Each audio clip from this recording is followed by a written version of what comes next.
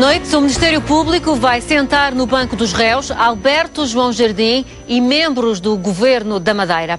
A acusação é o resultado da investigação do DCIAP, denominada Cuba Livre, que apurou que os membros do Governo tinham consciência da ocultação de faturas, que resultou numa dívida de 1.100 milhões de euros. O tema marca o programa sexta às 9 da RTP1, numa investigação que foi conduzida por Sandra Felgueiras.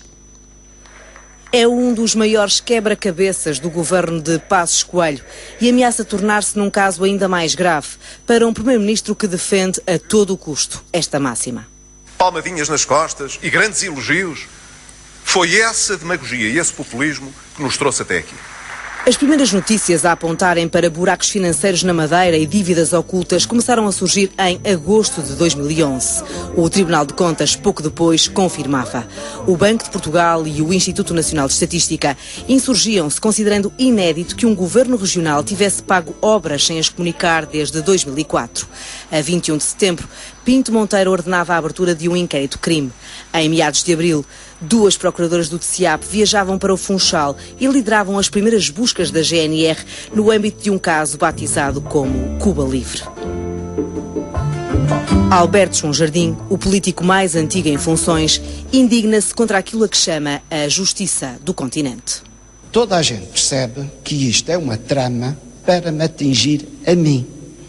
As forças que foram derrotadas em outubro passado não engolem a derrota de outubro passado e não largam e vão alimentando esta novela contra a minha pessoa.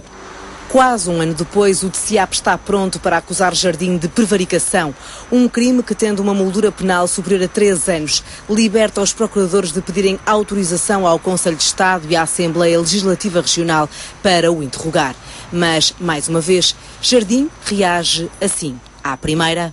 O que é o inquérito Cuba Livre? Não tem nada disso, nem sou técnico de contas do Governo Regional, não tem nada a começar. Querem fazer política, vão fazer para o outro lado. E à segunda. Querem telenovelas, vá para a televisão. O 6 às 9 sabe que, além de Alberto João Jardim, o DCIAP está pronto para acusar todo o Governo Regional da Madeira. Este departamento do Ministério Público, dedicado à investigação da criminalidade mais complexa, tem prova jurídica suficiente para considerar que todos os secretários regionais da Madeira sabiam e ocultaram uma dívida superior a 1.100 milhões de euros. Uma dívida referente a obras e empreitadas que foram sendo sucessivamente adjudicadas a construtores civis sem que tivessem sido legalmente inscritas no Orçamento do Estado, como estavam todos obrigados.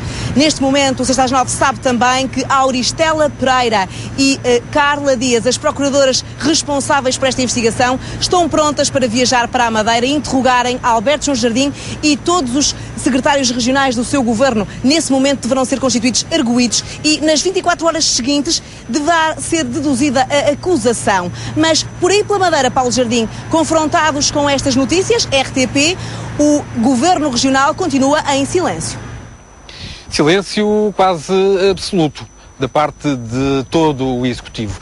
Apenas Alberto João Jardim fez saber que não alinha em novelas, é a única declaração sobre este assunto, para já a única declaração pública sobre este assunto.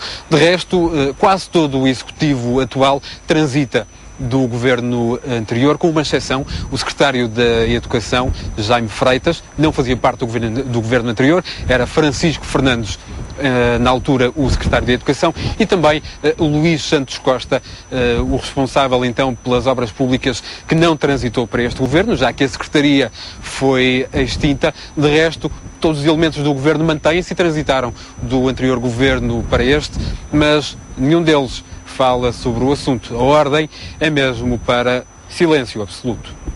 Apesar do DCIAP já ter reunido toda a prova necessária para deduzir a acusação neste processo Cuba Livre, a verdade é que as 2 procuradoras titulares da investigação já não deverão viajar para o Funchal no final deste mês, como tinham previsto, a fim de interrogarem Alberto João Jardim e os restantes secretários regionais do governo. Isto porque o recente afastamento de Cândida Almeida da direção deste DCIAP está a provocar alterações nos calendários.